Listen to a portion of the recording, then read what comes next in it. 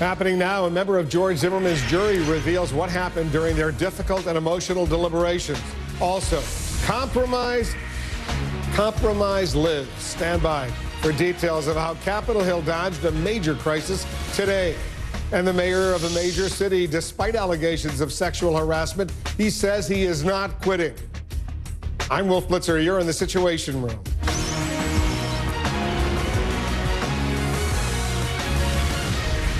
Nationwide demonstrations in the wake of the Zimmerman verdict have not let up, most remaining very peaceful, though with some few exceptions. CNN's Martin Savage is working this part of the story for us. He's joining us now with the latest. What are you seeing across the country, Martin? Wolf, you know, it's interesting that for the last 18 months, the city of Sanford here was essentially the epicenter of controversy when it came to the Trayvon Martin death and the George Zimmerman trial. The trial's now over. This community has remained calm, but across the nation, that's not necessarily the case. Reaction to George Zimmerman's not guilty verdict continues to reverberate across the country. Most of the demonstrations have been peaceful, like this one in Tallahassee, Florida, where close to 100 young people staged a sit-in outside the office of Governor Rick Scott. A noon rally also wound through the heart of Houston. In Atlanta, demonstrators took to downtown streets. In Cleveland, they gathered outside the Cuyahoga County Justice Center. This is what we need. Yes. This is who we are. But not all the protests have heeded the calls for calm. Oakland and Los Angeles have seen several nights of limited violence. The Los Angeles chief of police saying enough is enough, and more police will be on the streets tonight. Celebrities have added their own twist. Musician Stevie Wonder says Florida is off his concert list, singling out the state's controversial self-defense law. And until the stand your ground law is abolished in Florida, I will never perform there again. There are also efforts underway, Wolf, to target the state of Florida online. There is at least one petition that is asking for people to boycott the state, trying to hit it where it could be hurt most, with the tourism industry. It should be pointed out that in this community, they cite one of the reasons that it has remained calm, despite the fact that there is still division over the verdict, is the fact that Trayvon Martin's parents continually asked that people respect and observe peace. Yeah. Wolf? All right. Thanks very much, Martin Savage in Sanford. For us, jurors, as you know, they deliberated more than 16 hours before finding George Zimmerman not guilty Saturday night. What you may not realize is just how emotional and grueling that entire process turned out to be for the jurors. More now, CNN's from Anderson Cooper's fascinating and exclusive interview with the juror called B37. Did you take an initial vote to see where everybody was? We did. So where was everybody? How was that first vote? We had 3 not guilties, 1 second-degree murder, and 2 manslaughters. Can you say where, do you want to say where you were on that? I was not guilty. How do you then go about deciding things? We looked through pretty much everything. That's why it took us so long. We're looking through the evidence, and then at the end, we got done, and then we just started looking at the law, what exactly we could find and how we should vote for this case. And the law became very confusing. Yeah, tell me about that. It became very confusing. We had stuff thrown at us. We had the second-degree murder charge, manslaughter, and we had self-defense, stand your ground. We actually had gotten it down to manslaughter because the second degree, it wasn't at second degree anymore. So the person who felt it was second degree going into it, you had convinced them, okay, it's manslaughter. Through going through the law. Mm-hmm. And then we had sent a question to the judge. You sent a question out to the judge about manslaughter? Yes. And about what could be applied to the manslaughter. We were looking at the self-defense. One of the girls asked if you can put all the leading things into that one moment where he feels it's a matter of life or death to shoot this boy.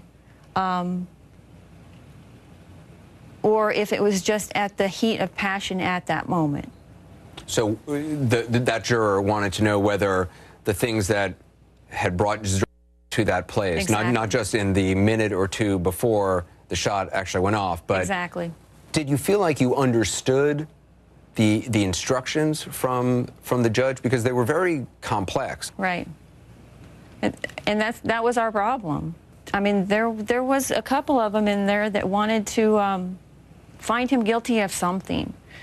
And after hours and hours and hours of deliberating over the law and reading it over and over and over again, we decided there's just no other place to go because of the heat of the moment and the stand your ground. And he had a right to defend himself. If he felt threatened that his life was going to be taken away from him or he was going to have bodily harm, he had a right. So even though it was he who had gotten out of the car, followed Trayvon Martin, that didn't matter in the deliberations. What mattered was that those final seconds, minutes, when there was an altercation, and whether or not, in your mind, what the most important thing was, whether or not George Zimmerman felt his life was in danger. Well, that's how we read the law. That's how we got to the point of everybody being not guilty. When you all realized, okay, the last holdout juror has decided, okay, manslaughter doesn't, we can't hold George Zimmerman to manslaughter. There's nothing we can really hold him to, not guilty. In that jury room, what was emotionally, what was that like? It was emotional to a point, but after we had put our vote in and the bailiff had taken our vote, that's when everybody started to cry. Tell me about that. It was just hard, thinking that somebody lost their life. And there's nothing else could be done about it. I mean, it's what happened. It's sad. It's a tragedy this happened, but it happened. I think both were responsible for the situation they had gotten themselves into. I think both of them could have walked away. It just didn't happen. It's still emotional for you. It is. It's very emotional. And let's discuss what we just heard with 3 CNN legal analysts, Jeffrey Toobin, Sunny Hostin, and Mark Nijame. Sunny, were you surprised that there was this split among the 6 women in the jury right at the beginning of deliberations? No, I wasn't surprised. You often see that, Wolf. I'm much more surprised by the fact that there were 2 jurors leaning towards manslaughter, 1 even for second-degree murder, and those 3 were able to be sort of swung all the way to not guilty. That surprises me a lot more, and it really says something because so many people said, you know, this prosecution team didn't prove second-degree murder. This prosecution team didn't prove manslaughter. Well, they started out with 3 jurors in favor of conviction, and so I think that speaks volumes. Were you surprised, Mark? No, not necessarily. I think a jury is often a microcosm of society, and if you were to poll the country, I suspect we'd be pretty much split 50-50 from all that I read and see on Twitter and other social media.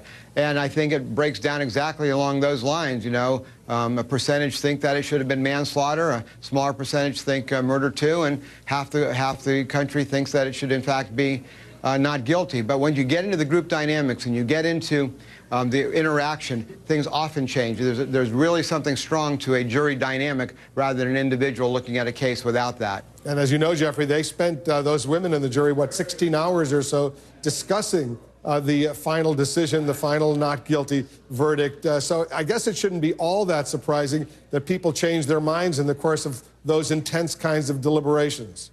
Not at all. In fact, this is how the system is supposed to work. This is why jurors deliberate together. They talk about the evidence. They listen to each other.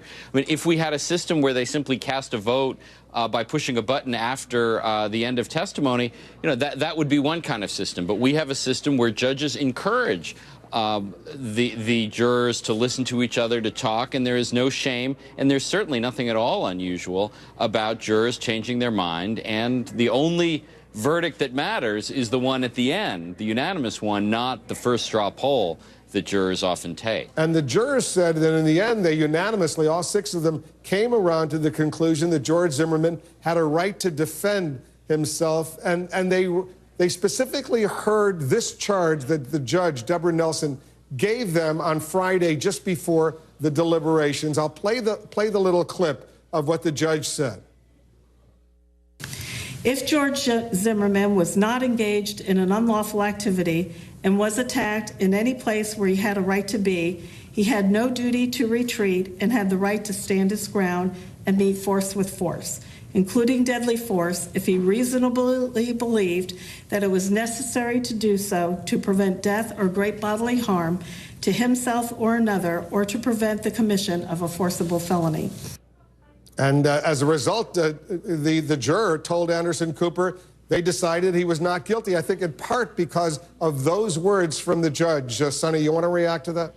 Yeah, it's remarkable because we really, the defense did a very good job of sort of taking the focus off stand your ground. Remember, when this case first broke, everyone was sort of outraged and really scrutinizing stand your ground. Well, stand your ground never really left this case. I mean, this notion that you can be outside, not even in your home, and have no duty to retreat, have no duty to sort of back off and say, okay, let's let cooler minds prevail, was very much a part of this trial. And you could see that because that is one of the things that the juror B37, referenced when she spoke to Anderson. She said, you know, we believe that he could stand his ground. And so I think, you know, there's much reflection that needs to be made on the stand your ground laws. It was very much a part of this case. But as you know, Mark, a lot of people who are upset about this verdict, they say that Trayvon Martin, who was walking in an area that he had every right to walk in, he had a right to stand his ground as well when he felt threatened by some guy who was following him. What do you say to those folks? I think that the prosecution did not prove that beyond a reasonable doubt, and that becomes the rub here. You know, stand your ground laws have been in Florida, and now they're really taking over a majority of the states. For a long time, we had that in Jeb Bush's administration as governor of Florida. And even though there was not a stand your ground hearing, it's been in the self-defense instruction for a long time, and we all knew that it was there. And I think that too many, especially the prosecutors, glossed over that, and they did not address that head on because they knew it was going to be coming. So I think that they really simply did not anticipate the jurors listening to the jury instructions, and they did not properly prepare during the course of the case to defeat that, exactly the point that you just made. You did not hear the prosecution strongly or convincingly bring that out to many. Button this up, Jeffrey, for us. Well, I'd just like to say, if you listen to those jury instructions, good luck understanding them. Jury instructions in this country are legal gobbledygook. I've heard that instruction 3 or 4 times. There must be 3 or 4 negatives in a single sentence. And yes, it's true that self-defense was a successful defense here, but it would be a better system if we had clearer, simpler jury instructions that everyone could understand. Well, maybe there will be. Couldn't agree more. I'm not holding my breath for that, but let's see what happens. Guys, thanks very much. Jeffrey Toobin, Sonny Hostin, and Mark Nijane. Thank you. There's still a lot more from Anderson's interview with that juror B37, parts of the interview that have not yet aired. You can watch the rest of the interview later tonight, 8 p.m. Eastern, only here on CNN. Now, we're going to have much more ahead on the Zimmerman trial in our 6 p.m. Eastern hour. I'll ask